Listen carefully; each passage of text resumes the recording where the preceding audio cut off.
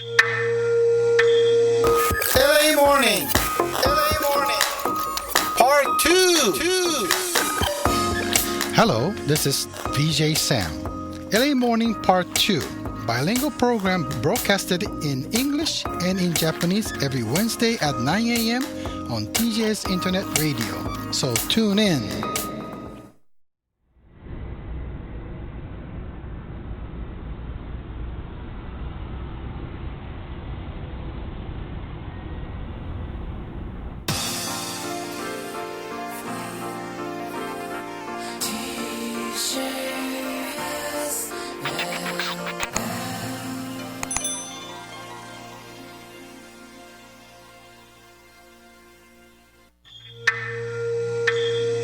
LA Morning Part 2. Good morning, Los Angeles. The time is 9:10 a.m. Wednesday morning on December 30th, broadcasting live from TJS Radio Studio in Torrance, California. Welcome to LA Morning Part 2. This is Sam, your VJ. How are you doing this morning? TJS Radio presents news, sports, weather, and other useful local information in both English and in Japanese. This program broadcasts on internet radio, and you can hear us by using the TJS Radio app on your smartphones and tablets.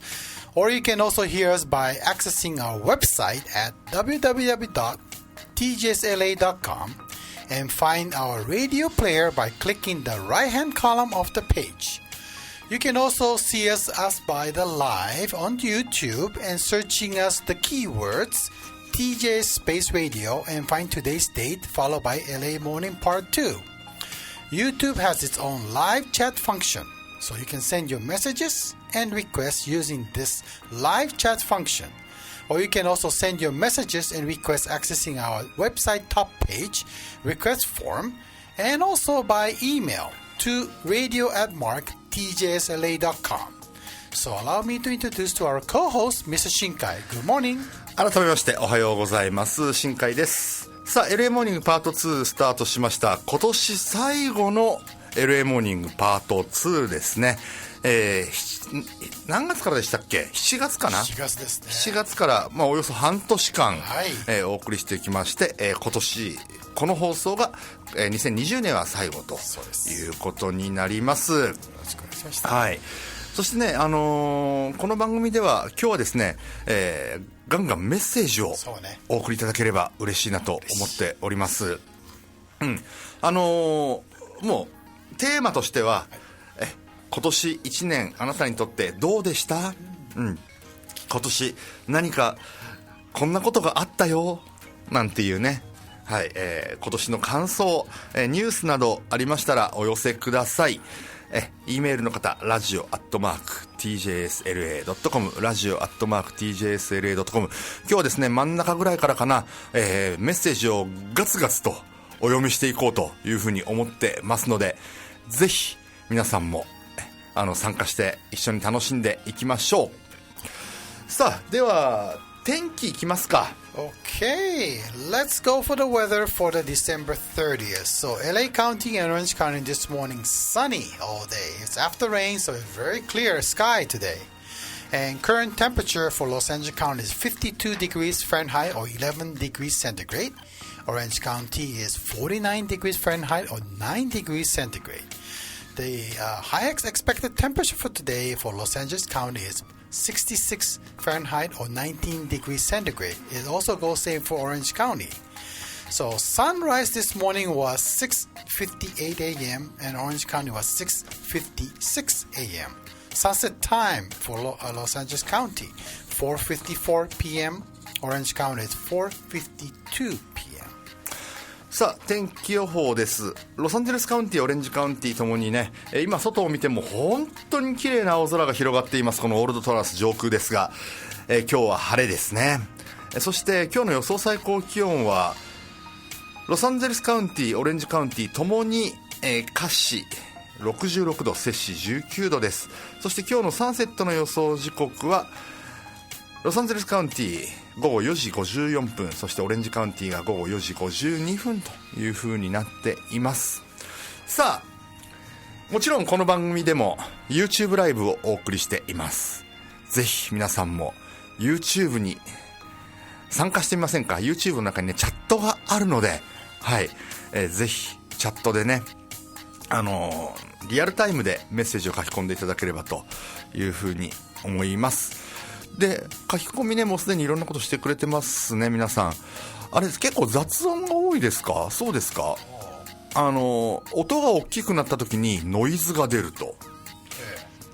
あ、そうですか。ちなみにもし分かる方がいたら、それ LA モーニングの時からそうだったのかな。その辺もねちょっと情報をいただければというふうに思います。実は LA モーニングの時とこの LA モーニングパート2の時でですね、若干あれが変わってる部分があるんですよ。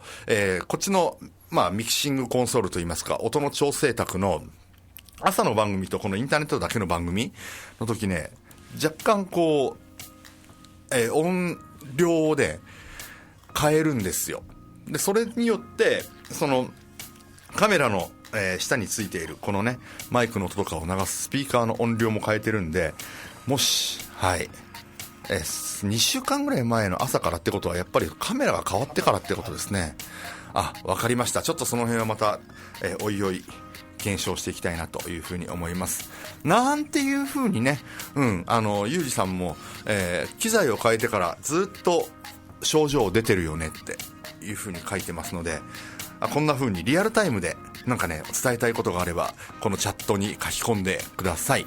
ぜひお願いいたします。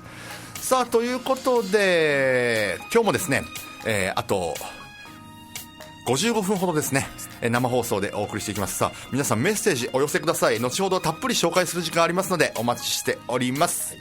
ではこの後はニュースいきましょう。 Time for the news. Okay, TJ's Newsline. Japan school to reach or teach how to prevent sex crime. So Japan's Education Ministry is planning to introduce school classes designed to teach children how to prevent sex crime. Ministry officials say schools have not taught much about sexual crime and abuse. They know that elementary school children in lower grades sometimes are not even aware that they are being victimized. So their classes will teach them not to expose their bodies that covered about wearing their swimming suits to others. The class for those who is higher grades will teach about dangerous related social media. Junior and senior high school students, the class will discuss dating violence and instruct students how to avoid becoming victims or abuser. So ministry plans the first lunch classes in a few municipal petro from the school year that starts next April. It plans to implement the classes nationwide in 2023 after preparing teaching materials and guidelines. さあ、これはね気になる方多いと思います。児童や生徒が性被害に遭うのを防ぐため、文部科学省は年齢に応じて未然に防ぐために必要な知識を教えるモデル授業を来年度から実施することにしています。文部科学省によりますと、性被害について保健体育の授業などで触れることがあるものの、未然に防ぐことを教える機会はあまりなく、小学校の低学年では被害を受けても気がつかないケースがあるということです。このため文部科学省は児童や生徒の性被害を防ぐためには、年齢に合わせて性犯罪や性暴力に関する知識を教える必要があるとして、来年度からモデル授業を実施します。具体的には小学校低学年には水着で隠れる部分は他人に見せないことや、小学校高学年や中学生には SNS に潜む危険性などをそれぞれ教えるほか、中学生や高校生には交際相手から受ける暴力、いわゆるデート DV を、教材に加害者や被害者にならないよう指導する方針です。文部科学省はモデル授業を3カ所程度の自治体で実施して、教材や指導の手引きを作成した上で、令和5年度には全国の学校で実施していくというふうにしています。さあ、続いていきましょう。Okay, 50 journalists killed in 2020. International group of journalists has reported that 50 reporters were killed worldwide this year, 2/3 of them in the countries not at war. Paris-based Reporters Without Borders issued a report on Tuesday. It says that 50 were killed in connection with their work from January 1st to December 15, 2020. That's only a slight decrease from the last year's 53, despite a less field activity this year because of the coronavirus pandemic. The report says 34 of the fatal took place in countries that are considered to be at the peace. Mexico reported to have 8 deaths, the highest number. They include reporters who were trying to cover connections between politicians and drug rings. So 4 were killed in India, and 1 was burned alive in his home after criticizing corrupt practice of the local officials. Reporters also say 42 journalists was knowingly targeted and deliberately murdered. They announced that 84% of the victims, a sharp rise from the last year's 63%. It is also said that 387 journalists are currently detained in connection with their work, including 14 who were arrested in relation to their coverage of the coronavirus pandemic. Reporters Without Borders Secretary General Christophe Diro said journalists was increasingly targeted when they investigate or cover sensitive subjects. He said, what is being attacked is the right to be informed, which is everyone's rights. さあ、これはですね、このマスコミとしては非常に気になるニュースです。今年取材活動に関連して命を落とした報道関係者は世界で50人に上り、3分の2以上が紛争地域以外での取材中に殺害されるなどしたことが分かりました。これはですね、フランスのパリに本部がある国際的なジャーナリストの団体国境なき記者団が29日に発表した報告書で明らかになりました。それによりますと、今年1月から今月15日までに取材活動に関連して死亡した報道関係者は世界で50人に上り、新型コロナウイルスの影響で現場取材の機会が少なくなったにもかかわらず、亡くなった人の数は去年の53人からわずかに減っただけでした。このうち紛争地域以外で死亡した人が34人、最も多い8人が死亡したメキシコでは、政治家と麻薬組織の関連について取材していた記者が相次いで遺体で見つかったほか、4人が死亡したインドでは当局者の汚職について批判した記者が自宅で火をつけられ焼死したということです。さらに全体の 84% にあたる42人が意図的に殺害されたとみられ、その割合は去年の 63% に比べて大幅に増えたということです。また新型コロナウイルスの感染をめぐる報道で逮捕された14人を含む387人の報道関係者が現在も拘束されているとしています。国境なき記者団のクリストフ・ドロワール事務局長は、繊細なテーマを調査取材するジャーナリストが命を狙われる危険性が高い、攻撃されているのは誰もが持っている知る権利だと懸念を示しています。ではコロナウイルスの人数いきましょう。はい、Okay, we're going to report on the California coronavirus cases. So case has reached, guys, I can't even read this, 2,230,934 cases. It's up by 34,974. Death is went up to 24,987, up by 442 cases. Moving on to Japan's coronavirus cases. Cases reach as 231,935, and it's rose by 3,841. Recovered is 186 and 946. Okay, go ahead. And then death is now also at 3,456, rose by 59%.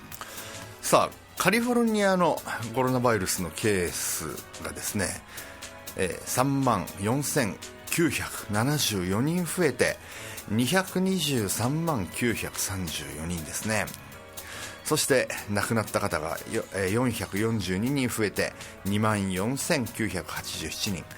日本はと言いますと、感染者数が3,841人増えて23万1935人、そのうちですね回復している方が18万6946人いらっしゃいます。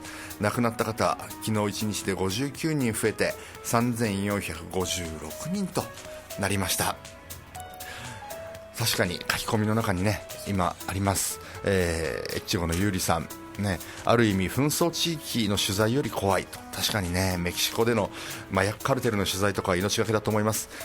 川崎のやすさんも怖いですねというふうに書いてあります。以上ニュースお伝えしました。 CM を挟んで今日は何の日です。毎週金曜日午後8時から8時10分までお届けしている Wheels Around the Globe、 DJ の高橋理恵です。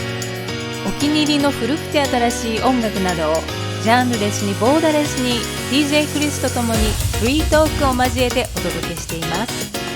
So stay tuned。 What happened on today?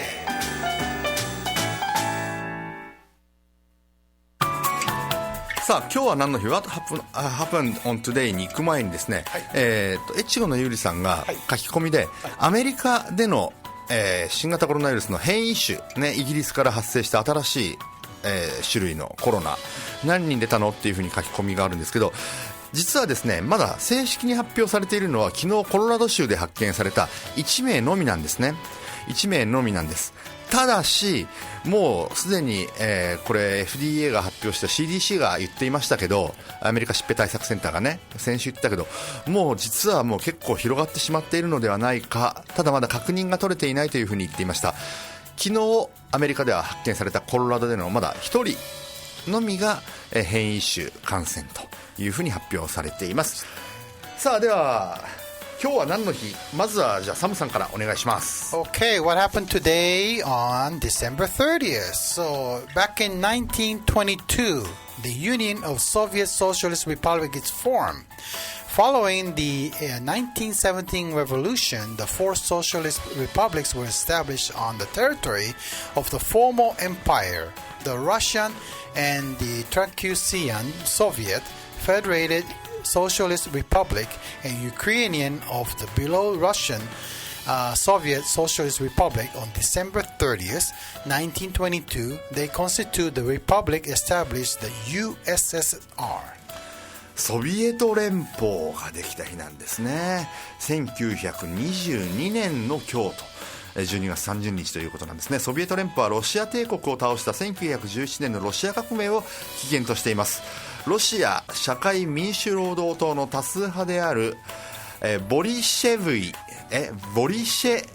ビキですね。ボリシェビキさんはですね、臨時政府を転覆させてロシア社会主義連邦ソビエト共和国を設立しました。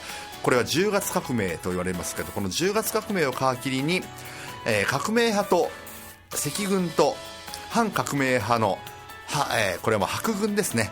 白軍です。白軍との間にロシアの内戦が始まりました。赤軍は複数の旧ロシア帝国領に侵攻しまして、名目上労働者及び小作農の代表として、振る舞ったソビエトを通じて現地の共産主義者の権力掌握を、支援しました。で1992年共産主義者が勝ちまして、ロシア、ザカフカース、ウクライナ、あと白ロシアなどの共和国を統合してソビエト連邦を形成したということです。さあ次行きましょう。 Okay, next one. Japan's first subway line starts. So on December 30th, back in 1927, that's Showa 2, Japan's first subway line started running between Asakusa Station and Ueno Station in Tokyo. So the line was called Ginza Line, now and we know from 1953, Showa 28. The idea for the Tokyo subway system was convinced after the businessman, his name is Noritsugu Hayakawa, and he was born from 1881 to 1942, rode the London Underground during the first visit in London back in 1914, that's Taisho 3. The Tokyo Underground Railway, which is now called Tokyo Chika Tetsudo, was found in 1920, Taisho 9. and construction was started in 1925 Taisho 14. So on December 30th, 1927, the first section connecting Ueno and Asakusa was opened. The line was extended to Kanda on November 21st, 1931, which is Showa 6. Initially, look at this, the passenger had often to wait as long as 2 hours to ride the incredible popular subway. So Tokyo Underground Railway became part of the Teitok Rapid Transit Authority in July 1941, which was back in Showa 16. さあ、1927年の今日、日本初の地下鉄、これね、完熟トマトさんも地下鉄記念日今日そうだよなんて書いてくださってますけど、上野浅草間ですね、現在の東京メトロ銀座線が開通したんですね。できた当時これは2時間待ちだった、乗るのに2時間待ったということでした。でもあれ、これ電車に詳しい方ねにお聞きしたいんですけど、銀座線って割と狭いっすよね、中が。って僕の勝手なイメージなんですよ。昔のまんまかもしれない。なんか銀座線の車両はなんかちっちゃい気がするんですよね。銀座線となんか丸の内線、赤いやつね、あれなんか狭い気がするんですよね。で、銀座線はカーブが多いいやでもどうですか、サムさん、東京の地下鉄ってものすごいと思いません？あれよ、本当みんなね、間違えずに乗れるなっていう、ね、アプリないと絶対に僕もね、東京に住んでいた時は間違えずにね、勝手に頭の中にこうマップが入ってましたけど、でも僕東京からもう山梨に引っ越した時ぐらいから、新たに路線が3つぐらいできてるんですよ、そうするともうわからない、ね、大変ですね、あれもうわからない、すごい技術だと思うサムさん、大江戸線とかって知ってます？知らない山手線ぐらいしか知らないかもしれない地下鉄じゃねえし、それ地下鉄じゃないよね、いやだからオランダは地下鉄あるんですか？ないですね、アムステルダムは多分、もしかして今はあるかもしれない、僕は知ってる当時知らない、当時はなかった。なんかアームトラックみたいに1本のこの長距離線が知らない、僕ね、ロサンゼルスで地下鉄ってまだ1回しか乗ったことないんですよゴールドラインとかダウンタウンからハリウッドだからパープルかな、赤かパープルだね、に一回試しに乗ってみようと思って乗って、まあ僕には必要ないなって思ったいやでも便利ですよ。僕のとこからね、リトル東京までたまにちょっと飲みに行く時、はいはいはい、しますね。アーケディアで乗れるんで、ゴールドです。ゴールド、はい、で何分ぐらいですか？ちょっと時間かかりますね。30分か40分かな。まあでも飲みに行くんだったらそういいですよね、いいですよね。そうでちょうどね、飲み終わってね、1時間ぐらいふわっとしてたら電車乗るでしょ、40分ちょうどね、そうか、ちょうどちょうどいいですね、皆さん詳しいですね。川崎のやすさん、一番小さいのは都営大江戸線、知らないでしょ？知らない大江戸線、そして、ニックアットナッシュビルさん、大江戸線は線路の幅が狭いから銀座線よりも圧迫感ある。そういうもんなんだ。ゆうりさん、銀座線は他の線よりレール幅が広い、新幹線と同じ幅ってことは、僕が感じているのは銀座線じゃないんだな、狭いって感じてるのは多分大江戸線なんだな。皆さん物知りありがとうございます、さあでは誕生日ね、行きましょう。Okay, the birthday for December 30th. Guess what? This is Tiger Woods, the golfer. 1975. He's celebrating his 45 years old today. 今日45歳になりました、タイガー・ウッズ。ね、まだまだ活躍しそうですね。さあ、そして日本人もいますね。そうね、レスポンですが、夏見小川、the Japanese actress. 1962, she's celebrating her 58 years old today. いやこれね、サムさんがね、いくつかこう選んでくれるんですよ。この今日のね、この誕生日の人とか、小川夏美が出てきたところはね、渋いなって思いましたね。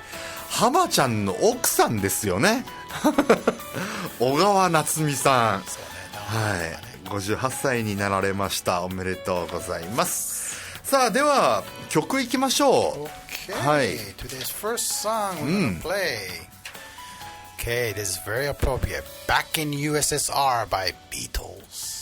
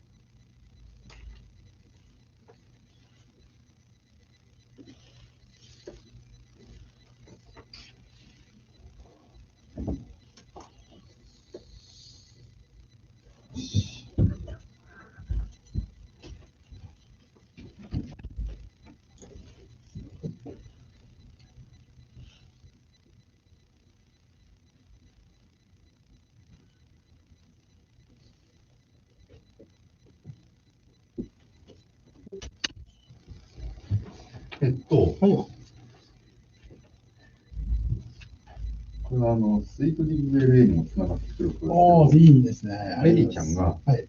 メリーちゃん。はい。ありがとうございます。今年もお世話になりました。はい、来年もよろしくお願いしますを英語にしてください。はいですね。っていうのが一つ。これ、後半の方で。後半なんだよね、一番。そしては、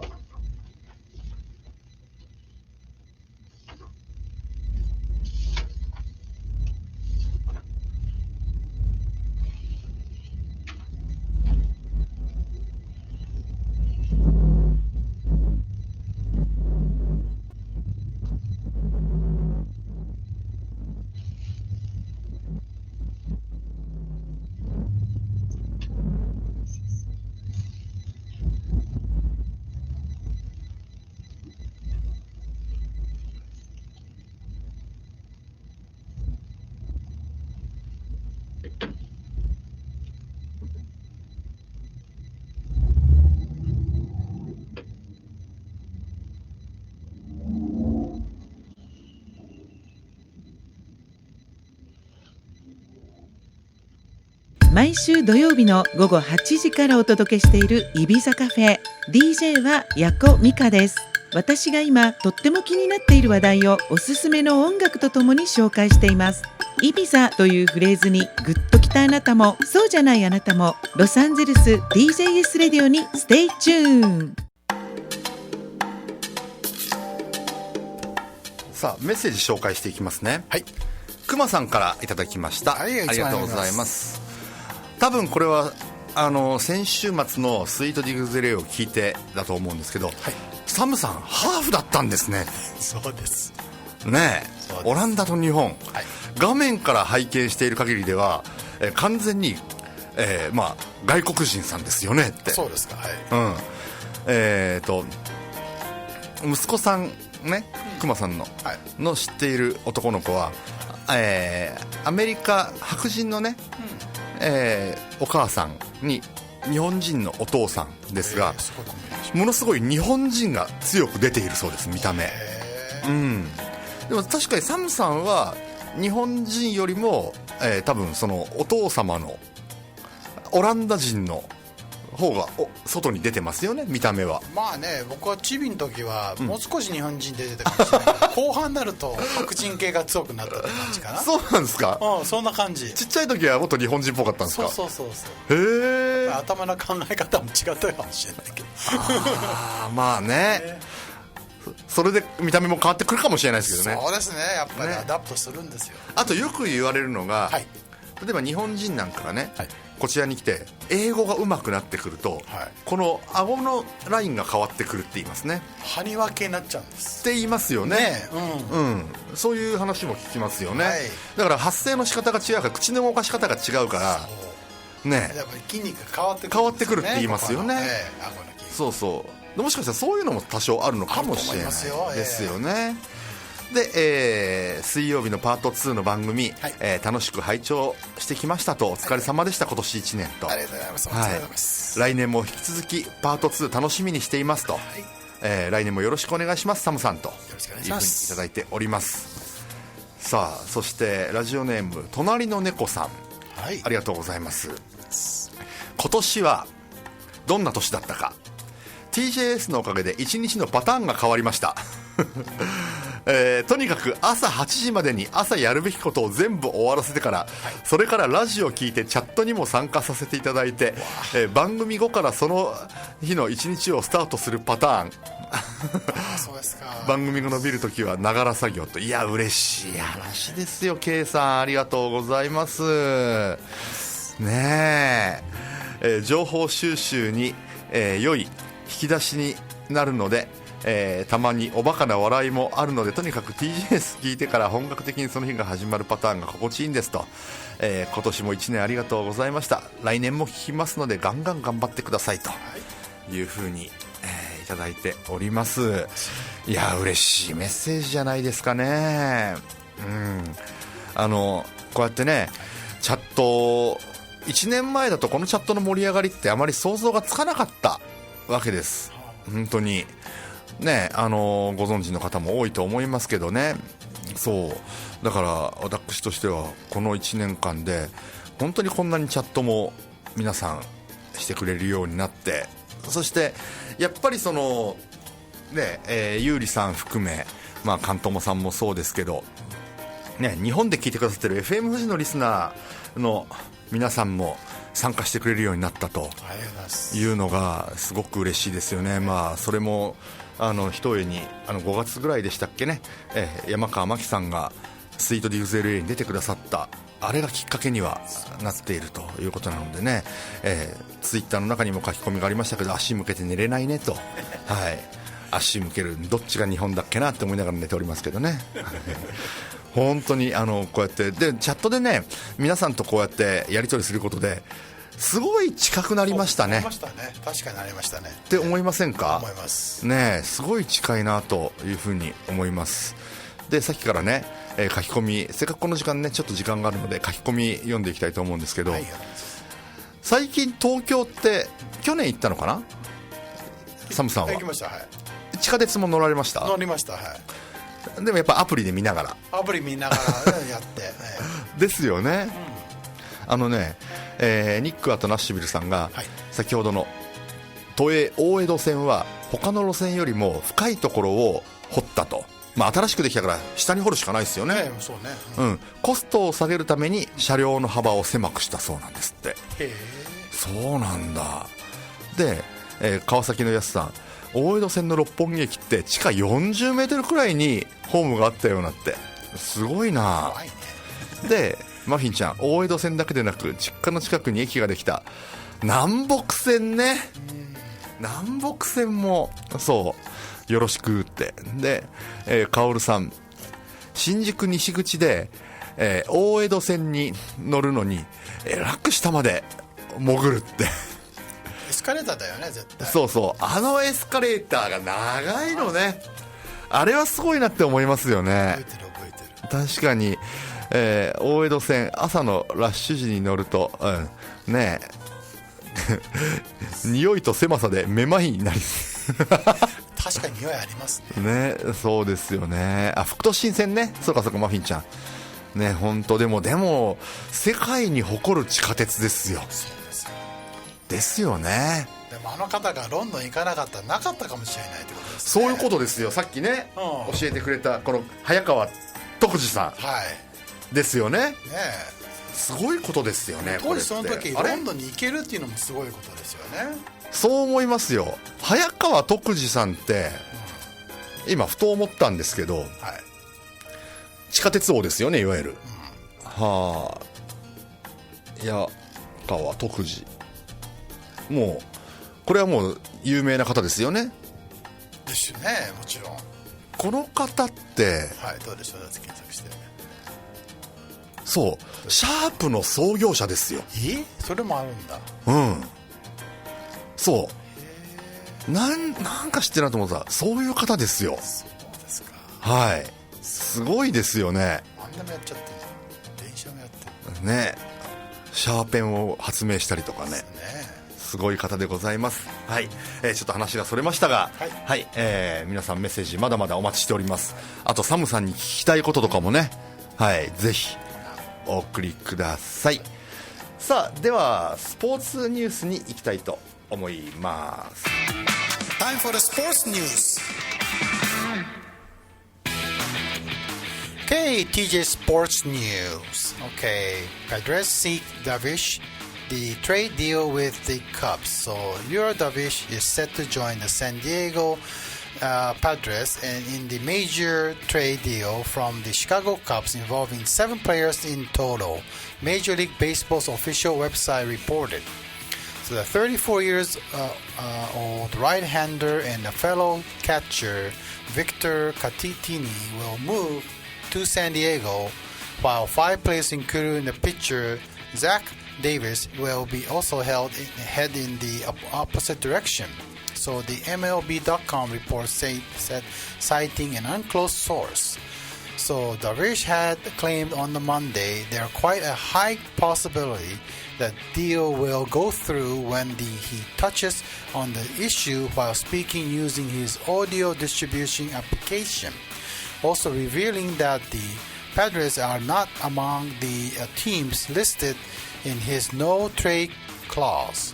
In his 3rd year with the Cubs, Darvish went to 8-3 and led in the National League in the wins with the 2.0 errors and then the 93 strikeouts in the 12 starts. He became the first Japanese pitcher in the Major League in which he also tied the Cleveland Indians ace Shane Bieber, who most wins the majors. In the 60-game regular seasons, truncated from usual 162 games due to the coronavirus pandemic, Darvish finished 2nd in the CY Young voting for the NL. So the honor to award the annual to the most outstanding pitchers in the league. さあ、もうご存知の方も多いですね。メジャーリーグシカゴカブスのダルビッシュ有投手がトレードでサンディエゴパドレスに移籍することが決まったと、おとといですね、このアメリカでは、複数のメディアが伝えました。それによりますと、サンディエゴパドレスはダルビッシュ有投手とキャッチャー1人を獲得して、シカゴカブスは代わりに、今シーズン7勝を挙げたザック・デイビーズ投手など5人を獲得することで合意したと。5対2のトレードということになりますね。ダルビッシュ投手は60試合の、今シーズンね、短縮のシーズンでしたが8勝を挙げて日本選手初の最多勝に輝いてサイ・ヤング賞の投票でも2位に入るなど、もうこのシカゴカブスのエースとして活躍しました。で、6年契約をカブスと結んでいたんですが、残りあと3年あったわけですが、今回両チーム合わせて7人7人が動く大型トレードでサンディエゴを本拠地とするナショナルリーグの西部地区パドレスへの移籍が決まったということです。これ楽しみですね。ナショナルリーグといえばドジャースもね、ナショナルリーグですので、同じ西地区ドジャース対パドレスの戦い結構シーズン中あるので、ダルビッシュ投手投げる姿が見られるんじゃないかなと思いますし、結構LA もダルビッシュ投手うろつくっていう話がありますのでもしかしたら合うかもしれませんね。はい、楽しみでございます。さあ、もう一個いきましょう。Okay, Osaka, and let's see, Lewandowski named the AIPS Best Athlete of the 2020. Japanese tennis star Naomi Osaka and Polish soccer striker Robert Lewandowski have been named the Best Athlete of 2020 by the International Sports Press Association, AIPS, with the Bayern Munich appointed the best team of the 2020. The organizer announced on Tuesday. The awards are from the result of the poll by the AIPS, where the panel of the 422 journalists from the 116 countries and region voted for the champions of the 2020. It is the first time that Lewandowski and Osaka have won the prestigious accolades, which attracts the votes from the vast network of professionals across the world annually. Lewandowski, 32, beat the Formula One driver Lewis Hamilton by the 74 points in the award-laden year, which saw him with the German league and a cup as top scorer of the bi-term jersey and lift the UEFA Championship lead trophy the team en route to being a Ben Derez's player of the season, UEFA Men's Player of the Year, and the best FIFA Men's Player. Naomi Osaka, 23 years old, won the US Open where the first she caught the international fame after defeating Serena Williams in 2018. Serena was third in the vote after the Venezuela triple jumper and then Yumiro Rojos. さあ、国際スポーツ記者協会、これ AIPS というのがありますが、29日、2020年の最優秀選手を発表しました。女子ではテニスの大坂なおみ選手が選ばれたんですね。選出は116カ国422人のジャーナリストの投票によって決まりまして、この大坂選手が選ばれるのは初めてとなりました。大坂選手といえば全米オープンで3回目の四大大会制覇を成し遂げたほか、その全米オープンでは人種差別への抗議としてラウンドごとに異なる被害者の名前が書かれたマスクを着用するなど社会的不平等を訴える活動も注目を集めました。ちなみに男子ではサッカーのロベルト・レバンドフスキーさんが選ばれました。このレバンドフスキーさんの所属するドイツ一部ブンデスリーガのバイエルンミュンヘンが最優秀チームにも輝いたということです。さあ、そしてテニス好きの方にはちょっと悲しいニュースです。はい。Okay, BNP Paribas Open 2021 postponed. Organizers hope to hold the event later in the year. So BNP Paribas Open was the world's first major sporting event to cancel earlier this year due to the coronavirus. Professional tennis tournament is now the jeopardy of losing another year as the ongoing pandemic rages in California. Tournament officials announced Tuesday that 2021 BNP Paribas Open scheduled for March 8th through 21st at the Indian Wells Tennis Garden has been postponed. Organizers are hoping to get the event back onto the world tour scheduled later this year. Tournament is proactively working with the ATP and WTA tours as well as the sponsor BNP Paribas to confirm dates later in the year to hold the event. Details will be released in the near future as plans are finalized, according to the statement released by the tournament. The decision was made after thorough consideration with the state and local health authorities and tournaments owned by Larry Ellison.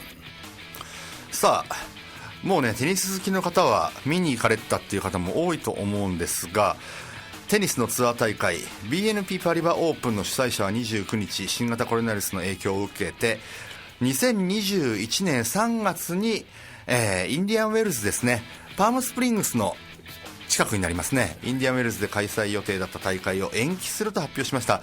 来年中には実施する方向だということです。この BNP パリバオープンといいますと男女同時開催でともに4大大会に次ぐ格付けの大会なんですね。過去にはもちろん大坂なおみ選手、錦織圭選手なんかも、出ていたこの大会、実は今年は開幕直前に中止となっていたんですね。以上スポーツニュースお送りしました。さあでは、感謝の気持ちを込めてちょっと曲を選んでみました。はい、曲紹介をお願いいたします。 Okay, Thank You by Alanis Morissette。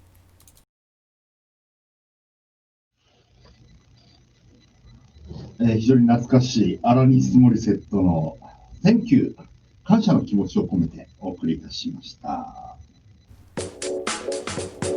TJS Japanese radio station。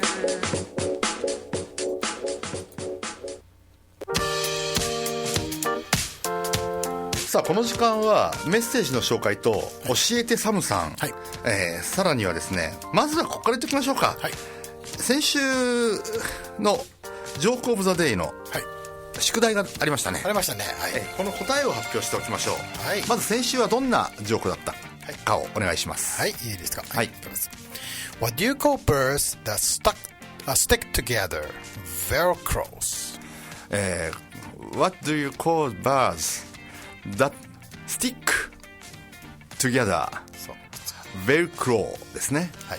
さあこれが何にどうかかっているのか。まずはバーズですね。そうですね。うん。これをそれとベルクロー。はい。これがかかってるわけですね。まあ製品がねベルクロって言って日本で何つったっけ、マジックテープですよね。マジックテープね。でそのベルクロでちょっと書き方を変えて、クローズっていうのはカラスのカラスですね。で鳥がくっつく鳥はなんだっていうジョークなんですよねこれ。そういうことですね。はい。はい。ヤスさんが、鳥のクローとサンダルなんかに使われてるくっつく、はい、マジックテープをかけたジョークだと思うということで正解でございますね。はい。ヤスさんね、本当ちょっと腰が痛くなかったらどこかでね一度お会いして、プレゼントをお渡ししたいなと思っていますので、はい、ちょっとね体の様子もあると思いますので、はい、また連絡をお待ちしております。大丈夫になったら連絡くださいね。はい、さあそしてね、教えてサムさんからいこうかな。お願いします。ね、はい、どこに書き込まれてたっけな。カントマさんが、はい、一言ポロッと書いてたんですけど、何かねこれを多分英語に変えてほしいっていうようなのがあったんですけど、先にじゃあこれ僕探しときますんで、はい、お願いします。メリーちゃんから来てます。はい、おはようございます。おはようございます。新海さんはまた明日ですが、サムさん、はい、今年もお世話になりましたと、はい、来年もよろしくお願いします。お願いしますと言いつつ、はい、これを英語でも言いたいとなるとどう言えばいいんでしょうか。挨拶を兼ねつつ教えてサムさん。わかりました、じゃあぜひトライします。はい、じゃあ英語でラジオの関係ちょっと直しますけども、Well, thank you very much and supporting for the 1 yearっていうのがお世話になりましたと。かっこいい。何もう一個ちょっとゆっくり言って何Thank you for listening to the radio and your support for the year。 もういいです。覚えられないで次言ってください。はい、次で来年はよろしくお願いいたしますっていうのは、I wish you a happy new year またはそれかSo have a good year っていう終わり方でもいいかと思います。かっこいい。 I wish you a happy new year かっこいいですね。かっこいいですよ。いやハッピーニューイヤー。良いお年をって、まあ結局ね願いがこもってるんで、いいかなと思って。そうですね。 I wish you a happy new year。先週でしたよね、スイートディグズ LA で、Have a good year という言い方もいいんじゃないのって言ったら、一部で結構、使われてますね。あ、そうですか。よかったね、そうなんですよね。そうか。 I wish you a happy new year、今年もお世話になりました。来年もよろしくお願いします。メリーちゃん、こんな感じでよろしいでしょうか。はい、ありがとうございます。そしてね、はい、完熟トマトさんが英語で、はい、あいつせこいやつだな、せこいな、せこいわかんねえな、せこい、いや気持ちわかるけど、ちゃんとした翻訳なんだろう。じゃあそれちょっと考えてみましょうか。考えてみましょう。せこいなせこいね。ね、なんだろう、ヒント欲しいな。ねえ、なんだろう。はい、ちょっと考えておきましょう。さあそしてですね、メッセージご紹介しますね。はい、まずはとりあえず満月さんからいただきました。今日30日は今年最後の満月、ロングナイトムーンだそうです。今年最後の満月です。いろいろあった2020年、今年の中盤ぐらいからメールやチャットに参加させていただいて本当にありがたかったです。ラジオを聞かせていただいて車の中で一人で大笑いしたり考えさせられたり勉強になったり CM の影響を受けて購入して良かったものもいっぱいあって、何より元気パワーをもらってありがたかったですと。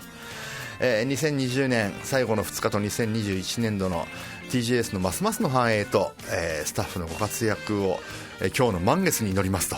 あと2日頑張ってと、はい、1月1日放送するんですか。放送しますよ、はい、勝美さんも来るんで、はい、さあそしてですね、もう1名、はい、メッセージ読ませていただきますね、はい、ヤンママさんありがとうございます。今届きました、パート2宛てに、はい、新海さん、サムさんおはようございます。おはようございます。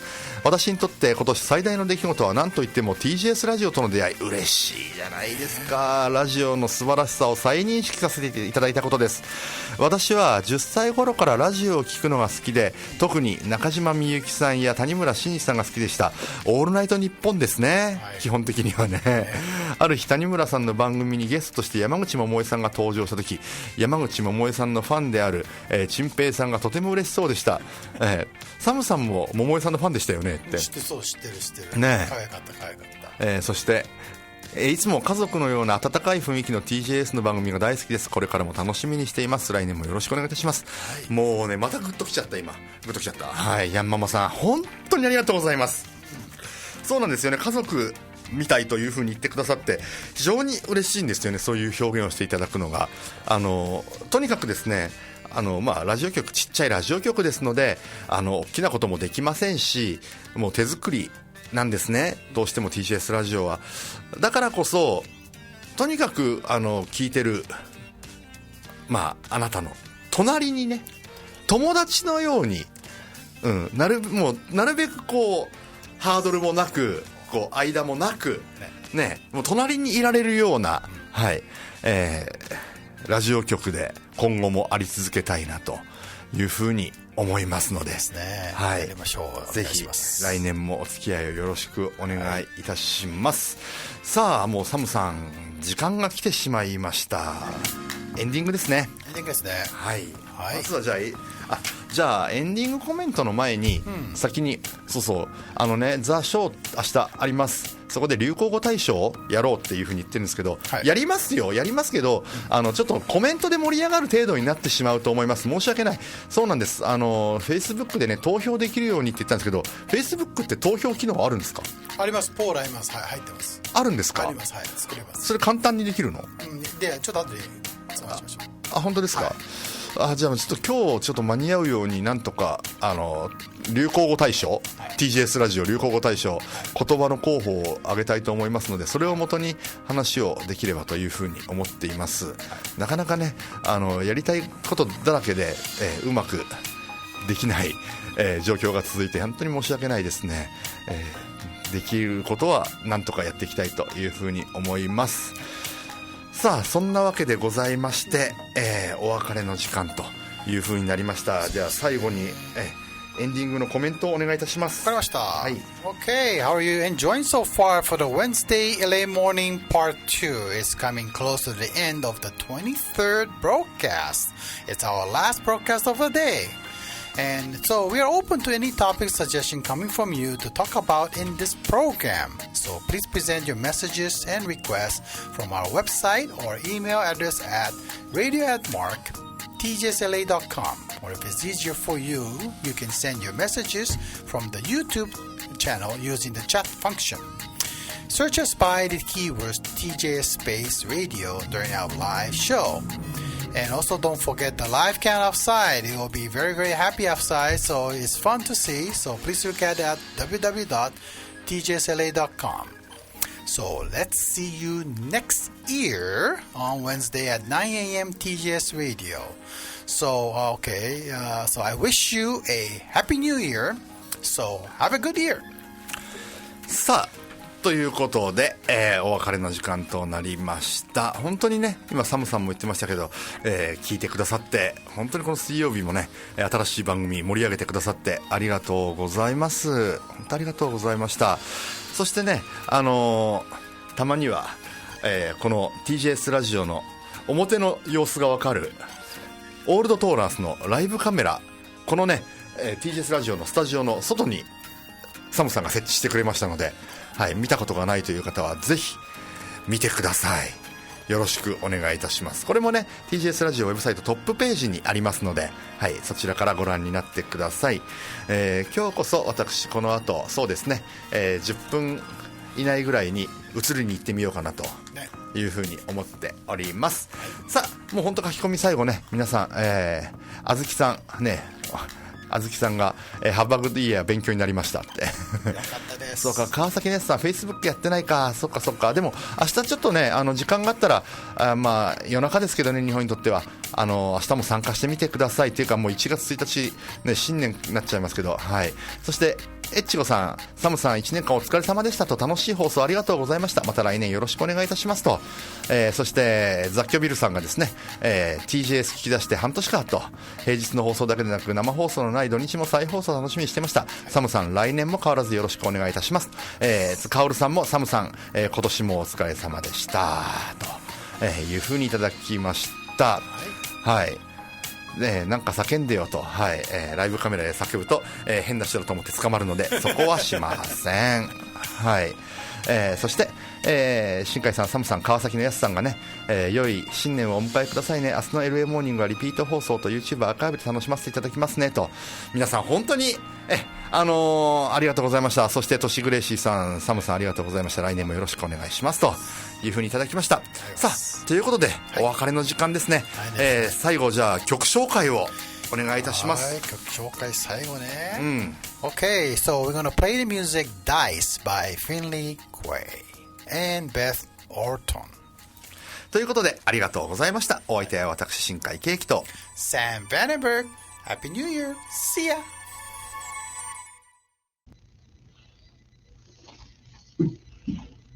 お疲れ様です。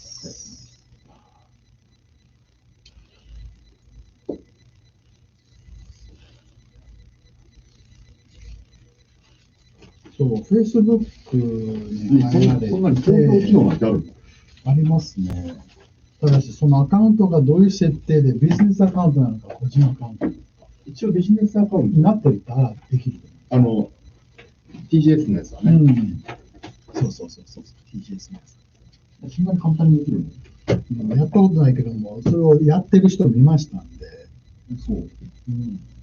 でもほら、サムさん、今日はそこ行かなきゃいけないし。まあ、ちょこっとだった。トマさんもありがとうございました。TGS のおかげで毎日楽しみが増えました。そんなことを言っていただいてね。嬉しいですよ、本当に。嬉しいわ。ユーミさん、雑だよね。なんか叫んでよって。叫んで雑だな。TGS のおかげで寝不足も見ました。させんね。一声多いとか言ってもいいんじゃないですかね。ね、仕事では寝不足だけど。ね、寝不足も本当に申し訳ない。でも聞いていただいてありがたい。はい、皆さんありがとうございました。ありがとうございます。サムさんは、はい。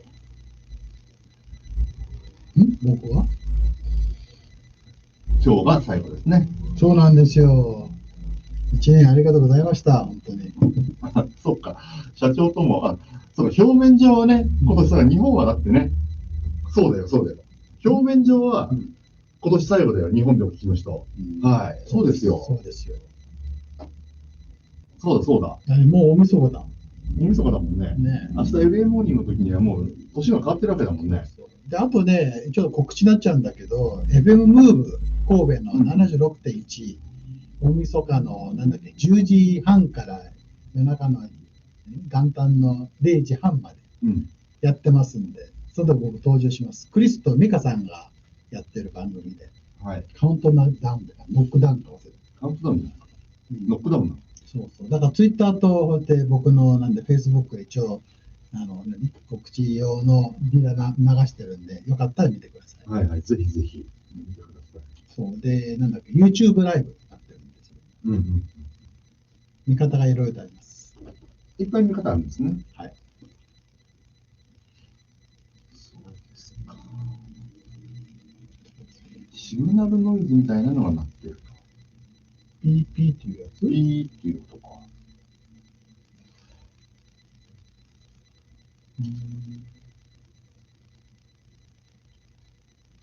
今はどうかな。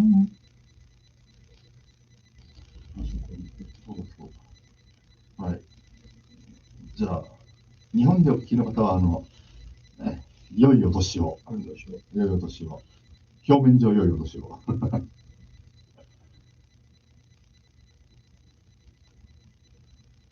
本本当だ。ヒリヒリヒリヒリヒリの PPP にも入ってます。入ってるのこっちから入ってる。カメラが良くないのかな。かもしれない。あともう一個の手はですね、新海さん、ポート違う USB に差し込む。USB2 と3と2つ種類のポートだと思うんですよ。だから違うとこに差し込むと、違うドライバー開うんでどうかなっていう、まあ、それをちょっと実験しましょう。虫が鳴いてるみたい。そう、ヒリヒリヒリヒリ、ちょっとコロギみたいなっぽい音ですね。そうか。鳴ってる、確かに鳴ってます。前はヒリヒリヒリヒリだったのに、今、ビリビリビリビリ。それをだから、ちょっと前のカメラに戻した方がいいのか、どうかっていう。ここには挟み込むノイズキャンセラーみたいなのないの？何それ？スピーカー流してます。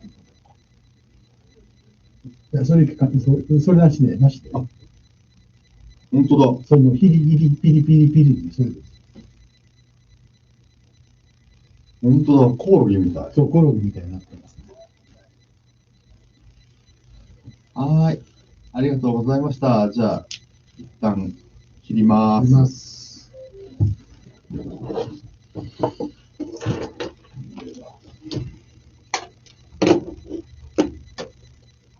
はい、ありがとうございました。ありがとうございました。ありがとうございました。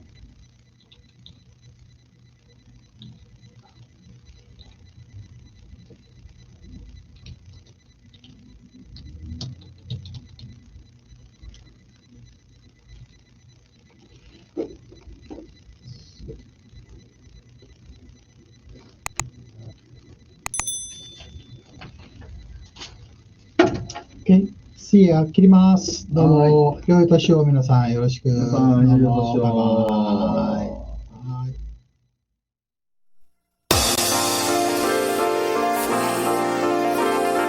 T-shirt